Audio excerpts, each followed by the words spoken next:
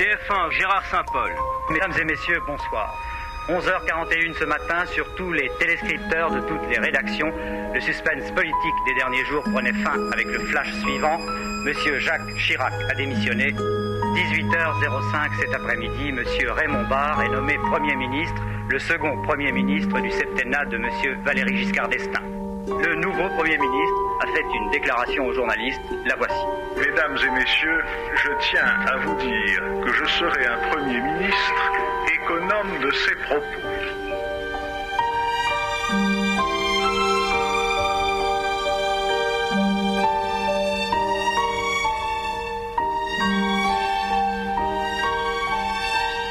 J'ai donc nommé Barre, qui était inconnu, en fait. Après le brouhaha, le bruit, les émeutes, tout ce qu'il y avait autour de Chirac, c'était terrible. Tout d'un coup, il y a eu un homme exact, un homme d'ordre, tout était en place. Il savait ce qu'il voulait, il le disait très bien, il était très calme. C'est quelqu'un qui ne reculait absolument pas devant la difficulté. Je dirais même à la limite, il y avait un espèce de corps à corps avec la difficulté qui le passionnait. Je lui ai dit à ce moment-là que si, au bout de quelques mois, il apparaissait que je n'étais pas capable de remplir la fonction, j'étais, bien entendu, tout à fait prêt à partir. Il disait d'une façon un peu abrupte ce qu'il pensait, mais on peut dire tout de Raymond Barre, mais sûrement pas que c'est un ectoplasme. Et pourquoi voulez-vous qu'un Premier ministre soit un ectoplasme? C'est curieux. Il n'y a qu'en France qu'on dit des choses comme ça, plus exactement dans le milieu politique et journalistique. Dès qu'un Premier ministre arrive, on dit qu'il est un ectoplasme. Quand on occupe une fonction à Matignon, la première chose que l'on ressent, c'est la responsabilité que l'on assume.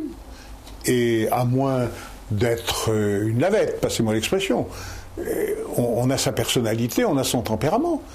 Et on fait valoir ses opinions auprès du chef de l'État. Si on est d'accord avec lui, on travaille avec lui. Si on n'est pas d'accord, on s'en va. Bon, c'est vrai qu'il n'a pas toujours eu la manière dans le vocabulaire, mais ça a tout de même été le meilleur Premier ministre que la droite ait eu pendant longtemps. Barre était un homme tout à fait remarquable alors, mais qui a été lui aussi complètement paralysé. Et paralysé par Chirac, qui tenait la majorité au Parlement. Jacques Chirac, qui en démissionnant avait dit à Valéry Giscard d'Estaing « Je ne gênerai pas votre action, vous n'entendrez plus parler de moi en politique », s'est lancé à la conquête du pouvoir. Une stratégie en plusieurs étapes. Donner d'abord un nouvel élan au mouvement gaulliste et faire d'un parti politique moribond, le RPR, le premier parti de France. Conquérir au municipal la mairie de Paris face au candidat officiel du président et enfin gagner les législatives de 78 et les européennes de 79. L'offensive avait trouvé son point d'orgue en décembre 78 lorsque Jacques Chirac, hospitalisé après un accident de voiture, avait lancé l'appel de Cochin dans lequel il dénonçait la politique européenne de Valéry Giscard d'Estaing. Chirac dira plus tard avec humour « J'ai signé ce texte sous le coup de l'anesthésie ». Ce texte était un texte rédigé, qui était d'un ton véhément et qui dénonçait la mainmise sur la France du parti de l'étranger qui était plus ou moins au pouvoir. C'était manifestement totalement inexact. C'est une affirmation, je dirais, quasiment calomnieuse. Les termes ont peut-être parfois été un peu rudes, mais ça n'est pas quelque chose qui, en soi, était choquant. Les termes étaient peut-être un peu vifs. Sur le fond, je ne suis pas hostile, mais la forme me paraissait vraiment un peu brutale. Le problème, Jacques Chirac, c'est que parfois une partie de son entourage joue un rôle trop important. Et ça, c'est une parenthèse.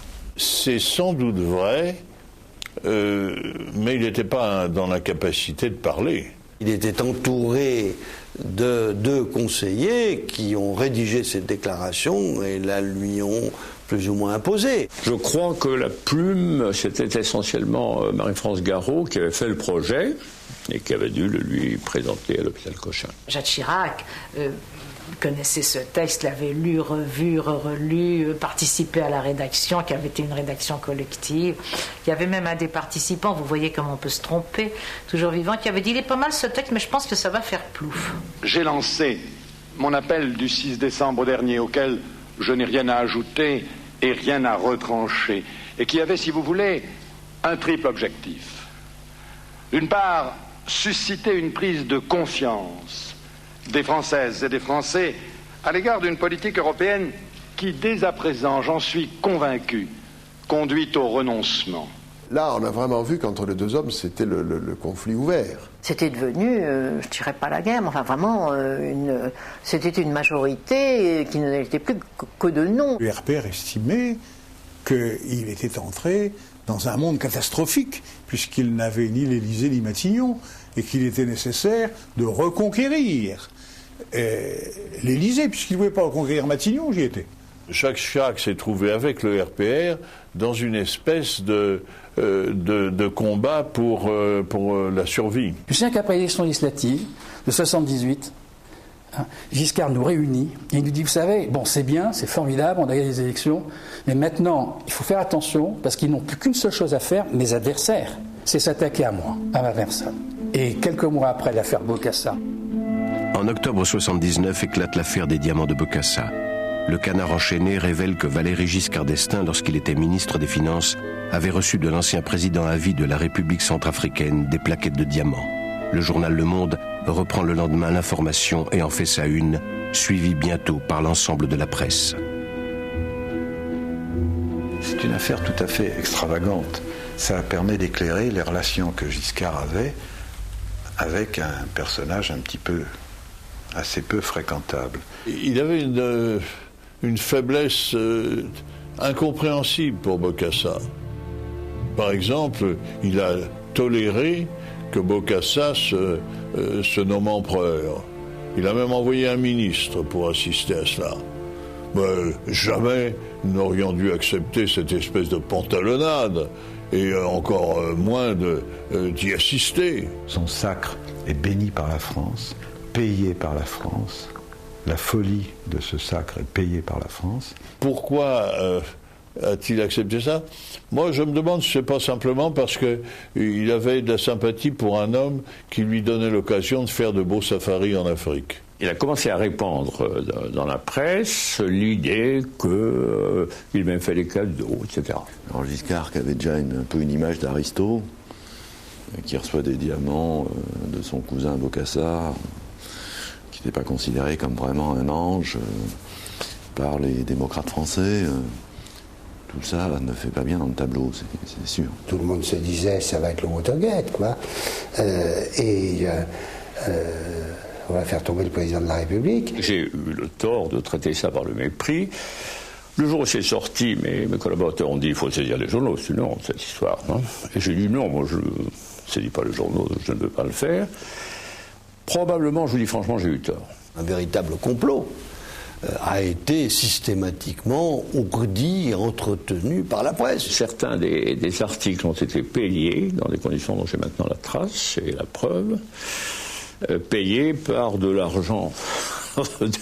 D'où venait-il, qui a été remis à des journalistes qui me l'ont raconté, presque gêné de ne pas donner leur nom. Je ne vois pas quel journaliste aurait pu être payé, et s'il a des preuves que les journalistes aient été payés, qu'il les donne au Canard, je les publie. Ce jeu de ping-pong entre un journal comme Le Monde et le Canard enchaîné était purement dirigé par des considérations électorales et n'était pas digne, en particulier d'un journal qui se prétend le parangon de l'objectivité et de la vertu. C'était une entreprise de démolition systématique. Certains le faisaient par amusement, enfin par amusement intellectuel, on va démolir le pouvoir, etc. D'autres le faisaient par haine, je dirais, politico-sociale, enfin, de ressentiment. D'autres le faisaient pour servir la cause de François Mitterrand. Mitterrand m'a toujours dit à moi, que j'ai rencontré 30-40 fois, que jamais il avait participé à l'affaire Diamant. Mais je me permettais de lui dire, oui, mais beaucoup de gens qui étaient dans votre cercle proche ne s'en privaient pas. Les Chiraciens ont utilisé l'affaire des diamants. Parce qu'il y avait des petits commandos chiraciens qui collaient des autocollants sur les affiches de la campagne présidentielle de Giscard qui représentaient des diamants.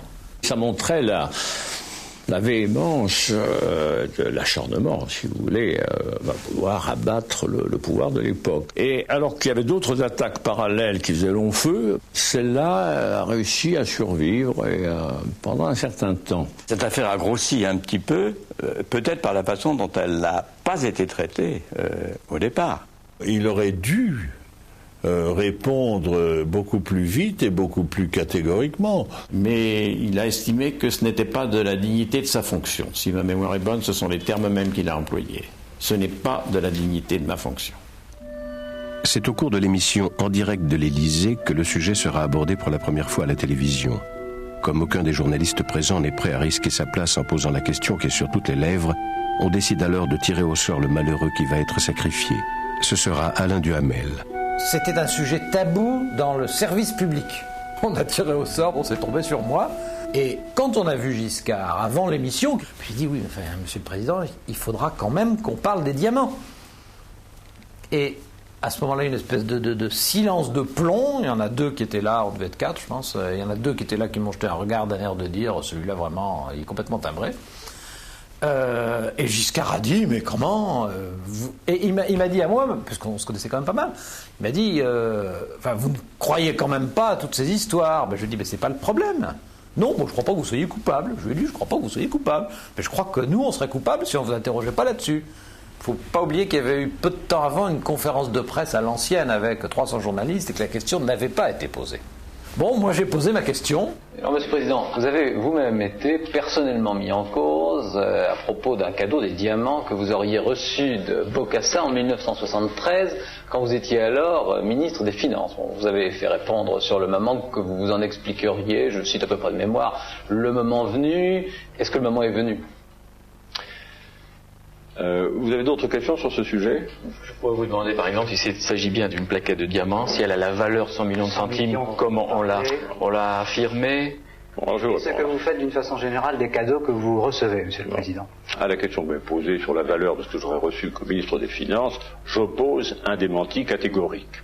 Et j'ajoute méprisant. Il faut laisser les choses basses mourir de leur propre poison. La campagne sur les diamants a vraiment affaibli le président. Sans qu'il s'en rende compte et sans qu'il sache faire. Il n'a pas su faire.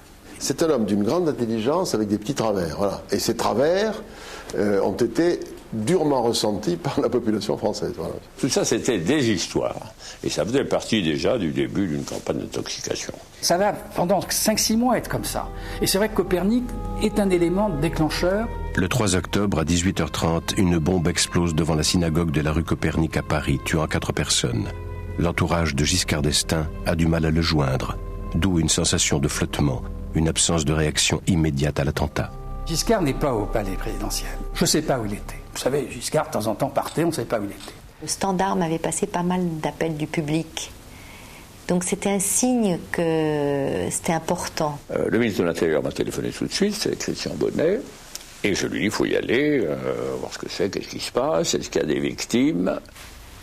Il pensait que l'affaire était maîtrisée, la situation était en main.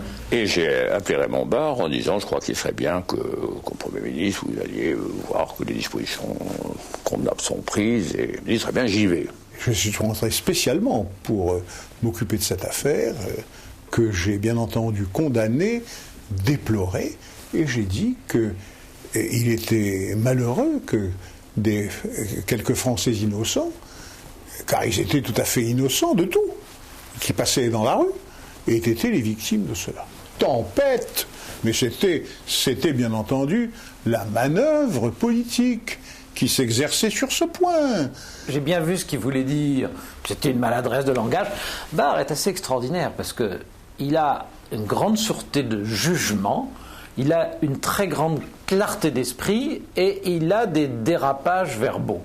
On appelle ça ma gaffe. Du coup, tous mes amis qui sont juifs ont pu porter témoignage que je n'avais jamais fait preuve du moindre antisémitisme. C'était inutile. C'était très bien pour eux, très bien pour la gauche qui travaillait avec ce milieu juif. C'était un moyen supplémentaire de m'attaquer. Écoutez, quelle importance ça peut avoir. Giscard, c'était pire, Giscard ne voulait pas réapparaître.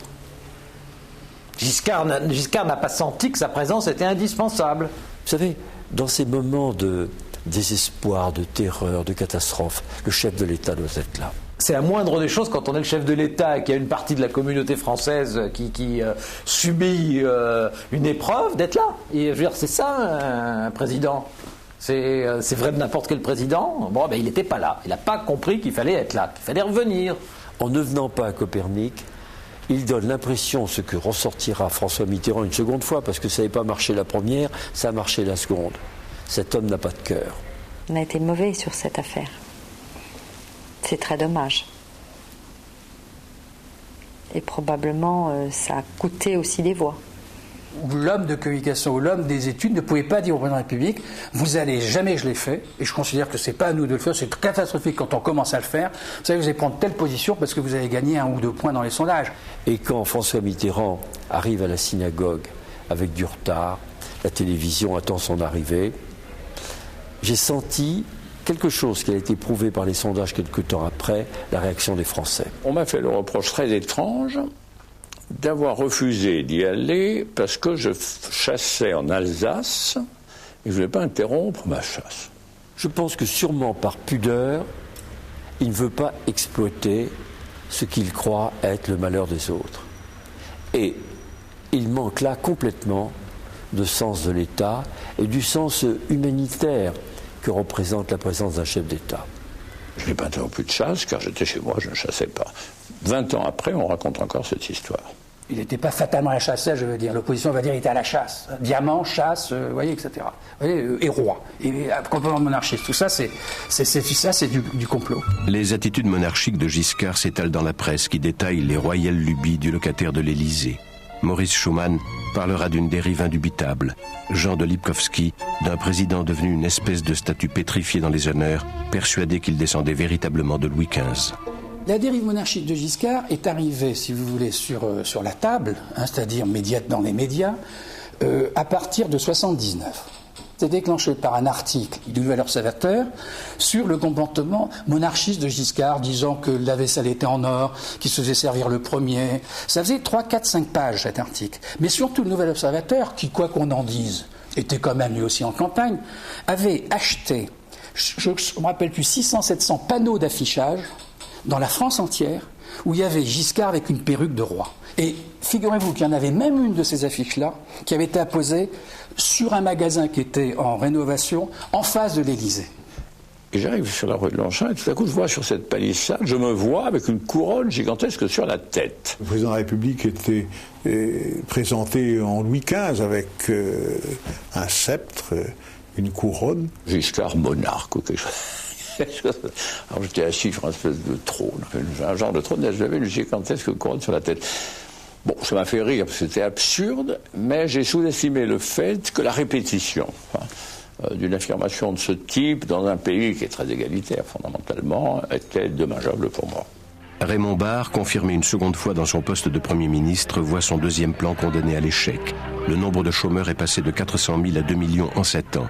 L'impopularité de Raymond Barre dépasse le seuil des 57% de mécontents, record absolu de la Ve République. Il faisait des défilés. Est-ce que vous croyez que lorsque l'on voit le prix du pétrole passer de $14 à $32 et qu'on voit ces leaders syndicaux qui vont organiser des manifestations, on a quelques considérations pour eux? Et Barre leur disant clairement, franchement et froidement: vous pouvez faire grève jusqu'à la nuit des temps, vous n'aurez pas un sou. Et bien sûr, mais c'était cela. Pourquoi voulez-vous que j'ignore les porteurs de pancartes? Il y a des choses que Barre disait, qui étaient vraies, et qui provoquaient des réactions d'étonnement irrité ou négatif. Ici, passez-moi l'expression, on ne râle pas, mais on bosse. Alors, je lui en parlais un peu, non pas pour l'y pousser, mais pour lui mettre un peu en garde concernant les conséquences politiques. Par exemple, il a fait un discours en novembre 80 au Conseil économique.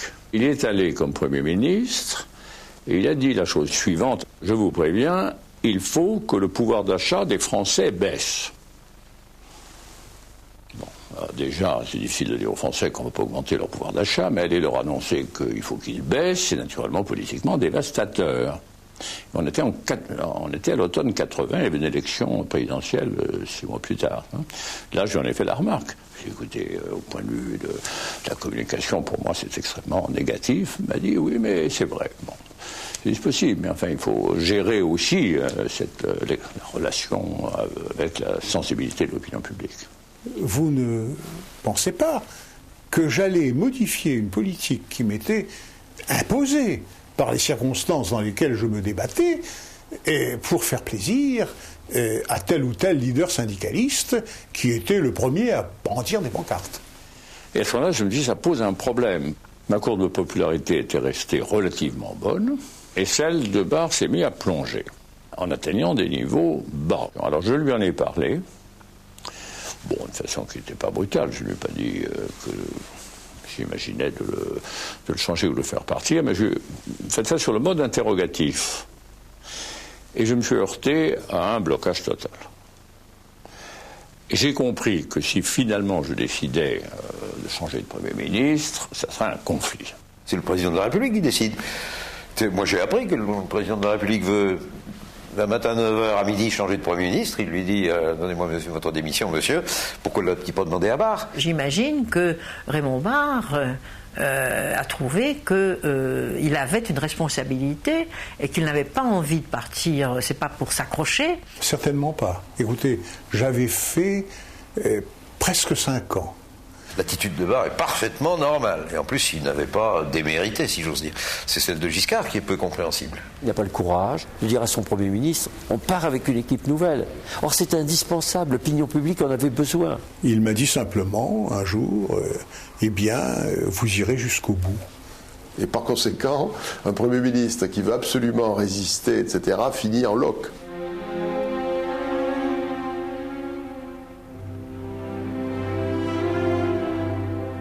Au Parti socialiste, Michel Rocard dispute à François Mitterrand la place de candidat au présidentiel. Quelques mois plus tôt, à Latché, François Mitterrand, s'interrogeant sur ses chances aux prochaines élections, s'était confié à Édith Cresson. « Pensez-vous que je doive me présenter ?»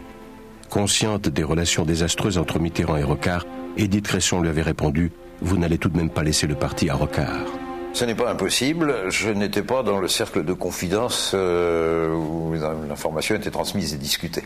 Je n'ai pas conseillé François Mitterrand de se présenter. Il voulait se présenter à l'élection présidentielle depuis très longtemps. C'est un mystère pour personne. On n'avait pas à lui dire de se présenter à la place de Rocard ou plutôt que Rocard. Nous, on a Rocard en ligne de mire. Rocard, lui, il est tout simple, sympa. Il a fait un très beau numéro le soir des élections législatives de 1978. Il a dit, il y en a assez, la gauche est toujours battue, c'est de notre faute, un truc comme ça. Il émeut la France entière. Rocard commence à faire 50-50 avec Giscard. Les sondages, monsieur, n'ont jamais remplacé un vote d'investiture dans un parti politique consolidé. C'est pas la même chose, c'est pas le même public, ça se passe pas pareil. Même les gens de gauche, les experts de gauche, etc., nous disent Mitterrand revenir, il a perdu 74, il a perdu 78, il ne reviendra pas, ça sera Rocard. Nous, on pense à Rocard. J'aurais préféré un débat avec Rocard, qui aurait été plus ouvert du point de vue des idées. Bien sûr, c'était plus facile. Quand on boxe dans la même catégorie, c'est toujours plus facile. Je pensais qu'il ne ferait pas le poids devant Mitterrand. Je pensais que la coalition le laissait jouer, reconnaissait son talent, mais qu'au moment où il faudrait rassembler les forces et les moyens, c'est Mitterrand qui aurait le dernier mot. Il est évident que celui qui était le plus dangereux pour Giscard d'Estaing, c'était pas Rocard, qui parlait en gros le même langage, même s'il avait des opinions, des options différentes de celles de Giscard, mais qui était, je ne veux pas dire les choses d'une façon désagréable, mais enfin un petit peu technocratique. Édith Cresson m'amuse. J'ai arpenté les rues de Paris comme manifestant, j'ai taché à la colle à affiche une douzaine de pantalons. Qu'est-ce que c'est que ce technocrate? Je suis beaucoup moins technocrate qu'elle, quand même. Mitterrand était relativement plus facile comme adversaire pour Giscard que Rocard. Ça n'a pas empêché de perdre, mais bon, Chirac est quand même pour quelque chose. Ainsi je laisserai, en votre nom, le candidat d'une majorité de Françaises et de Français, candidat de la France, pour la France. Mitterrand est désigné comme candidat au présidentiel. Giscard d'Estaing confie à Bernard Stasi: le Parti socialiste vient de me faire un cadeau. Oui, j'avais appris ce mot. C'était gentil pour moi. Mais c'était politiquement mal jugé. Et, c'est Mitterrand. Ça y est, le danger Rocard est écarté. Ouf! Et on fout rien. Je me suis dit, c'est pas la peine d'embêter les Français, qu'à faire ça de façon simple, naturelle. Et donc, une espèce de campagne assez cool. Le jour où on a appris que Rocard était définitivement mis de côté et que c'était lui, l'affaire est faite. L'affaire est faite. Il y a même quelqu'un, dans la petite réunion à laquelle je participais, qui s'est dit: Mitterrand, le Jules Berry de la politique. On avait vraiment l'impression d'avoir un film noir et blanc qui allait projeter aux Français. Et quand je me suis aperçu que ce n'était pas le cas, il était trop tard pour réagir, et donc j'étais avec au moins un temps de retard sur presque tout. Je ne sais pas à partir de quel moment Valéry Giscard d'Estaing a pu se rendre compte d'une difficulté de sa réélection. Car les sondages qui ont été effectués de manière assez proche de l'élection étaient bons pour le président. Donc c'est dans les mois qui ont précédé que les choses ont évolué. Pourquoi? L'histoire le dira. Fin 80, Jean de Lipkowski, un proche de Giscard d'Estaing, et Édith Cresson du Parti socialiste mettent au point un dîner que l'Express révélera des années plus tard sous le titre « Le complot contre Giscard ». La filière d'invitation, ça a été Jacques Chirac et Jean Lipkowski demandant à Édith Cresson d'organiser ce dîner. Présenté au président Mitterrand comme le désir de Jacques Chirac de le rencontrer. L'idée, c'était de le faire élire Mitterrand, d'affoler les Français par l'arrivée des ministres communistes et ainsi de suite. Mitterrand, de toute façon, était obligé de dissoudre, puisque nous avions la majorité. Il y avait les élections législatives, il y avait un raz-de-marée modèle 68. À ce moment-là, un nouveau gouvernement, et la boucle était fermée. Donc c'était ça le raisonnement. Si Jacques Chirac m'avait dit que c'était j'en avais pensé, je l'aurais certainement très sévèrement critiqué. Mais je n'ai connu ce repas en commun que longtemps après.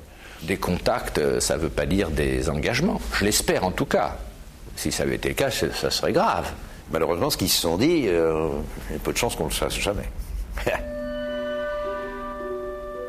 C'est finalement François Mitterrand qui, peu de temps avant sa mort, racontera à Valéry Giscard d'Estaing où, comment et dans quelles circonstances ce rendez-vous avait été organisé et quelle en fut la teneur.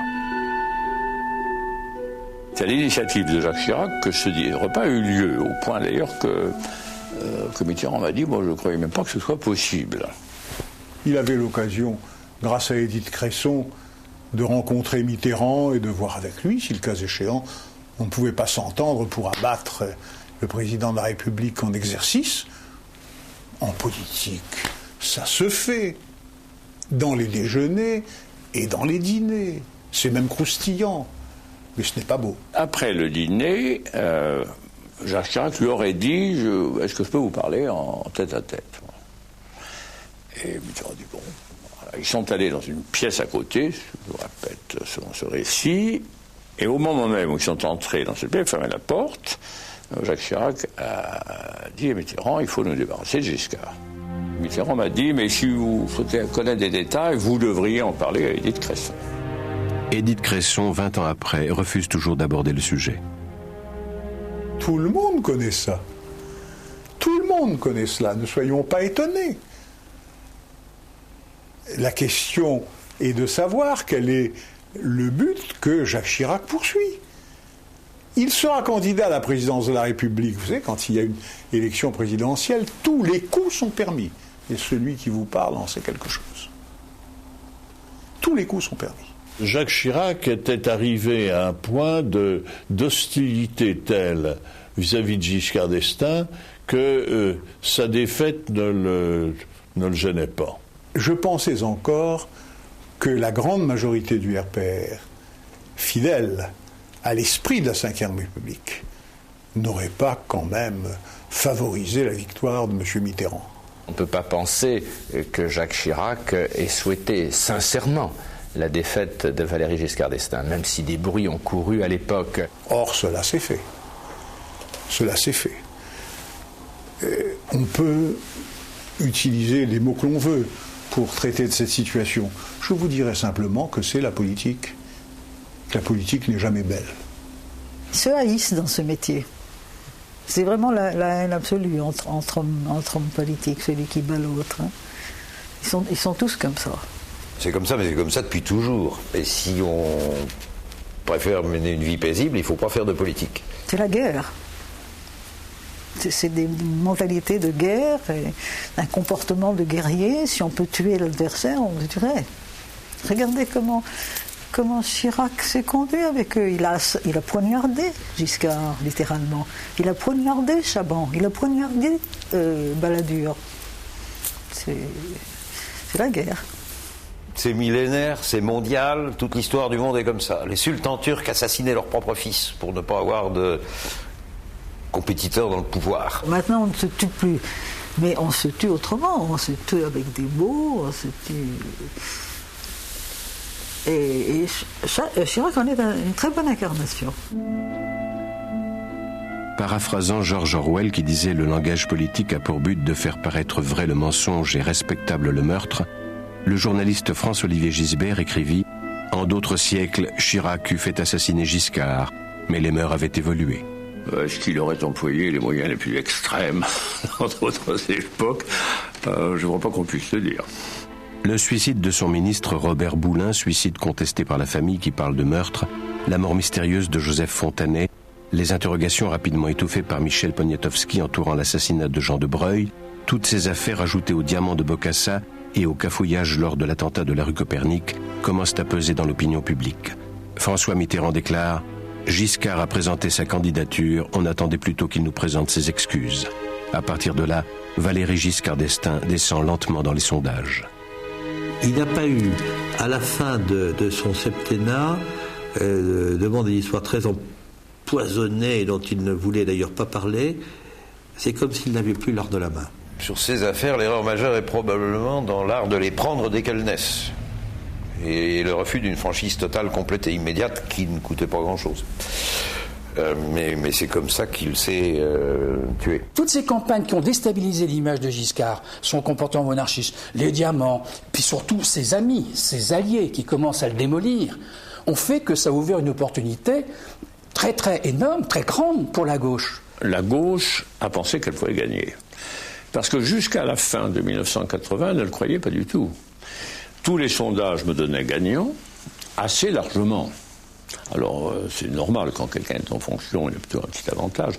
Donc, on me donnait gagnant, mais avec une marge telle que, par exemple, Mitterrand m'a dit par la suite, quand j'ai vu, qu'il s'est même posé la question de savoir s'il irait jusqu'au bout.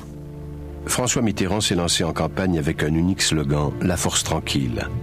Lors d'un débat public, il expose son programme, puis répond sans détour à une question sur la peine de mort qu'il s'engage à abolir s'il est élu. Valéry Giscard d'Estaing, qui en 1974 avait parlé de son aversion profonde pour la peine capitale, ne l'avait pas supprimée, laissant à Mitterrand la réforme qui le fera entrer dans l'histoire. On lui dit, et la peine de mort? Il sait que 60% des Français sont pour la peine de mort. Il dit, vous savez, si je suis élu, je vais supprimer la peine de mort. Qu'est-ce qui se passe dans l'esprit des gens? Ils se disent, putain, il est courageux. On est pour la peine de mort et il nous dit qu'il va le faire. Donc c'est pas un démagogue. Mitterrand allait courageusement à contre-courant, mais moins à contre-courant que 7 ans avant. Je me suis vraiment beaucoup interrogé sur ce sujet, mais ma réflexion était plutôt de restreindre le champ que d'aboutir d'un seul coup à la disparition. Ça m'a vraiment surpris.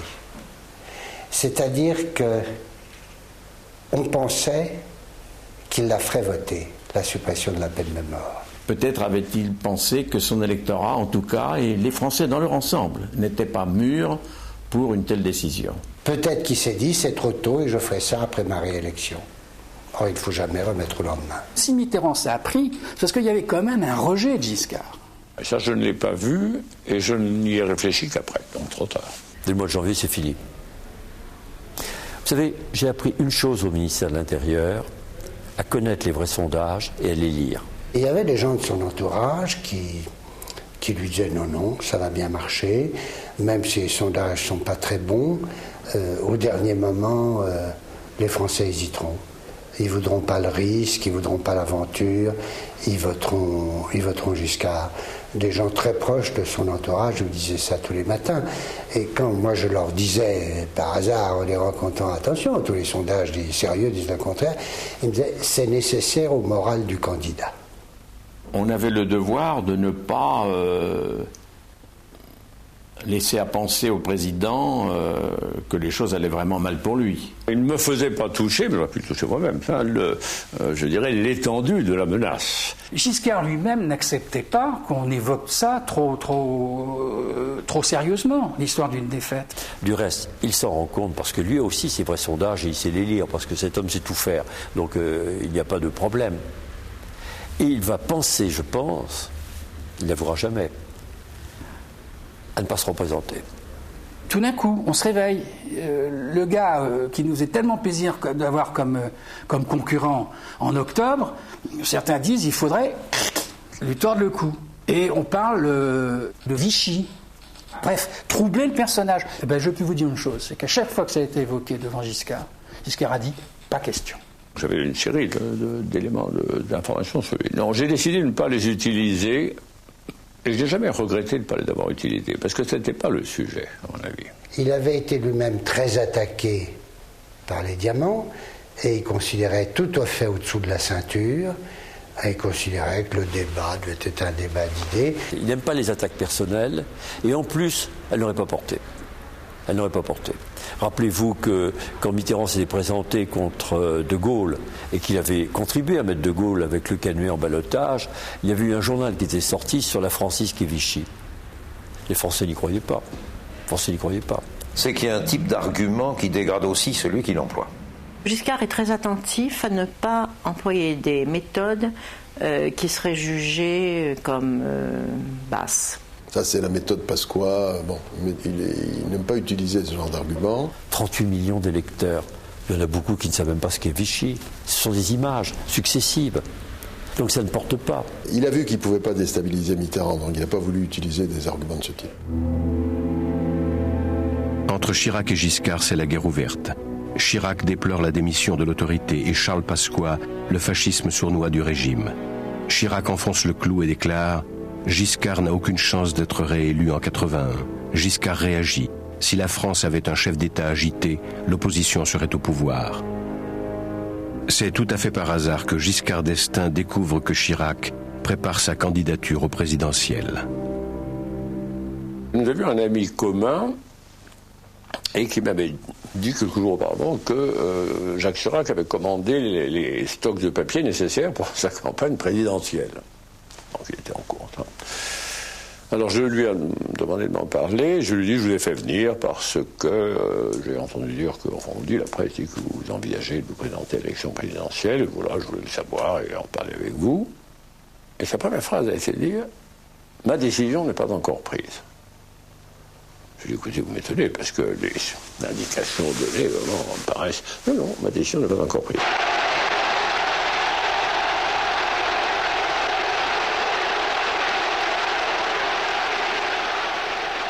Jacques Chirac, qui a annoncé officiellement le 3 février sa candidature, part à la conquête de l'Élysée. Sa campagne, animée par Charles Pasqua, n'aura qu'une cible désignée, Giscard d'Estaing. Chirac a certainement fait une campagne très dure, qui l'a totalement déstabilisé. Chirac était déterminé à tout faire pour que Giscard ne passe pas, ça c'est évident. Il en est responsable, car il n'a cessé, pendant son septennat, de combattre le RPR. Giscard d'Estaing obtient au premier tour 28% des voix et François Mitterrand 26%. Jacques Chirac, avec moins de 18%, est éliminé du second tour. Mais le RPR promet à Giscard d'Estaing tout son soutien pour battre Mitterrand. Il ouvre même, rue de Presbourg, une permanence téléphonique pour le soutenir.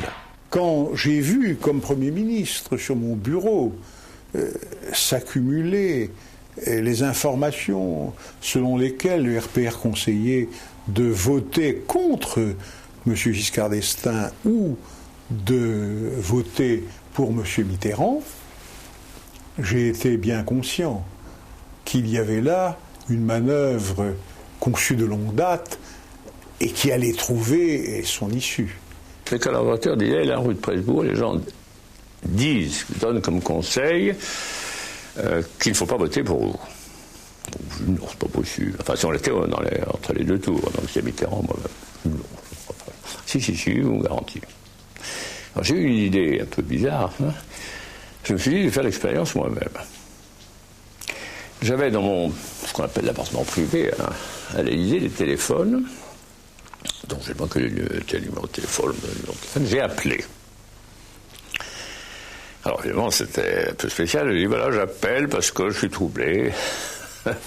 Et je voudrais savoir qu'est-ce que vous me conseillez de faire. Ah bon? Ah bon? Je dis oui, est-ce que vous pouvez... Oui, c'est bon, vous avez un conseil. Je dis voilà, moi je m'apprête à voter pour Giscard parce que... Ah non. Je dis quand il ne faut pas voter... Ah surtout pas. Je dis mais c'est peut-être bien la permanence, etc. Ah oui, non, surtout pas ça. Que j'ai raccroché. Mais ça m'a fait une espèce d'impression humaine très, très forte, hein, de l'entendre. Valéry Giscard d'Estaing était encore sous le choc. Sonné, désorienté, groggy comme un boxeur, note un de ses proches. Chirac finit par accepter de lui apporter son soutien, mais du bout des lèvres. Il déclare « Le 10 mai, chacun devra voter selon sa conscience. La parole est désormais au peuple français. » Giscard d'Estaing réalise qu'il va perdre les élections. Reste une dernière chance, le duel télévisé du second tour. Il avait coûté la victoire à François Mitterrand 7 ans plus tôt.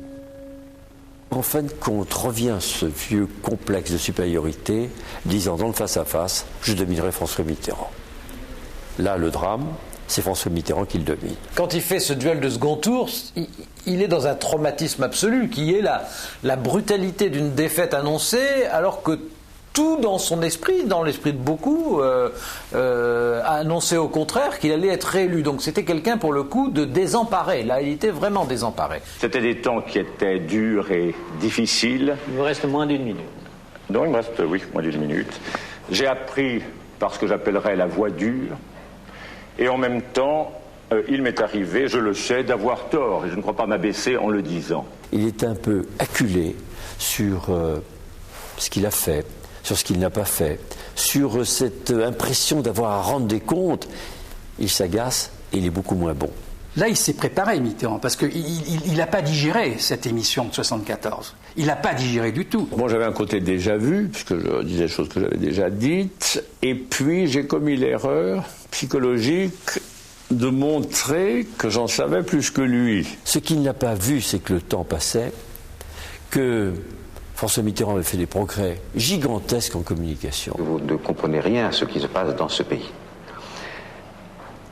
La situation de M. Giscard d'Estaing, c'est un peu, il me permettra de le dire, celle d'un conducteur qui vient de verser sa voiture dans le fossé et qui viendrait me demander, pour me surveiller, de repasser mon permis de conduire. Il nous fait une prestation vraiment...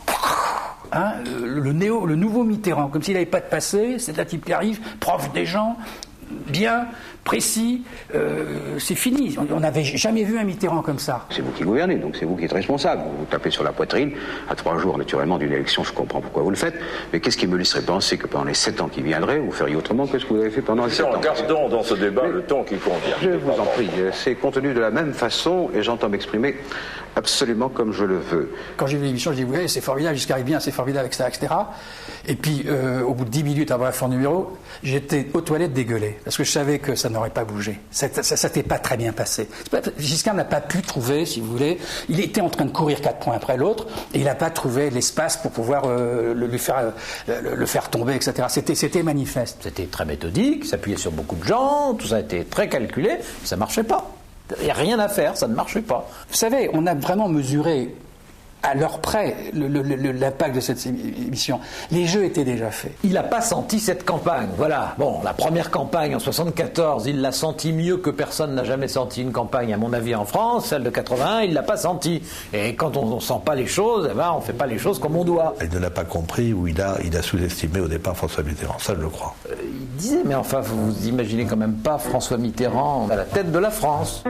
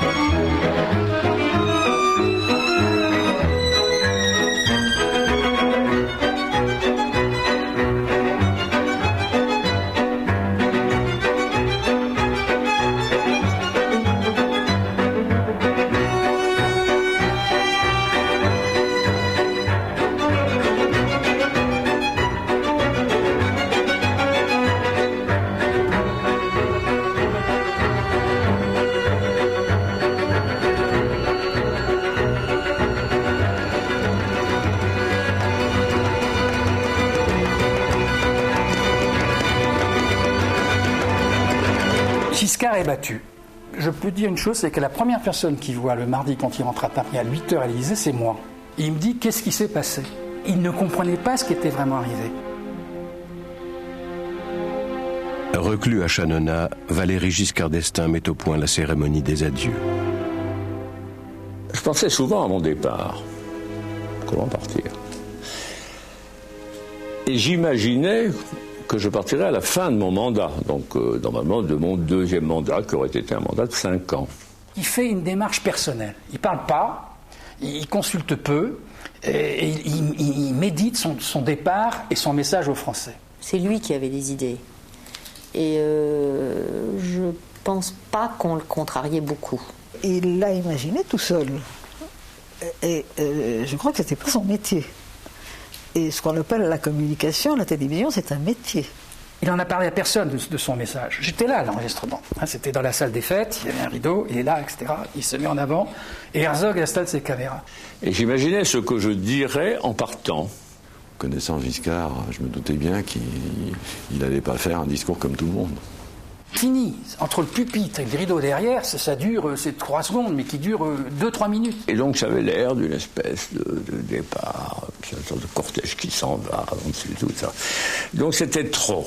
Ça ne m'est pas plu parce que j'avais trouvé qu'il y avait un effet de dramatisation un peu ambigu. Je l'ai regretté parce que j'ai trouvé cela un peu trop théâtral et les Français ont pensé comme moi. J'ai trop chargé cette affectivité par le style de ce départ. Donc si c'était à refaire, mais il y a peu de chance, je ne le referai pas de la même manière. Ce qui m'a rendu vraiment malade, j'ai souffert pour lui, c'était cette volonté de sortir à pied sous les horions, sinon les crachats de quelques dizaines de personnes qui s'étaient massées devant l'Élysée. Il a voulu, en quelque sorte, par bravade, affronter. C'était inutile, à mon avis.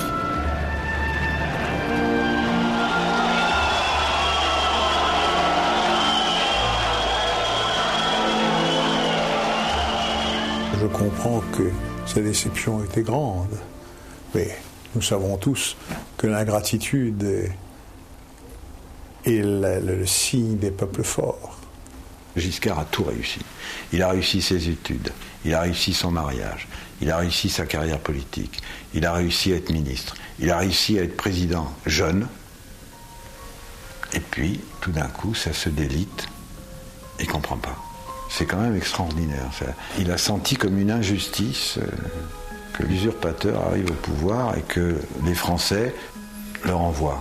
Et comment on a pu me faire ça?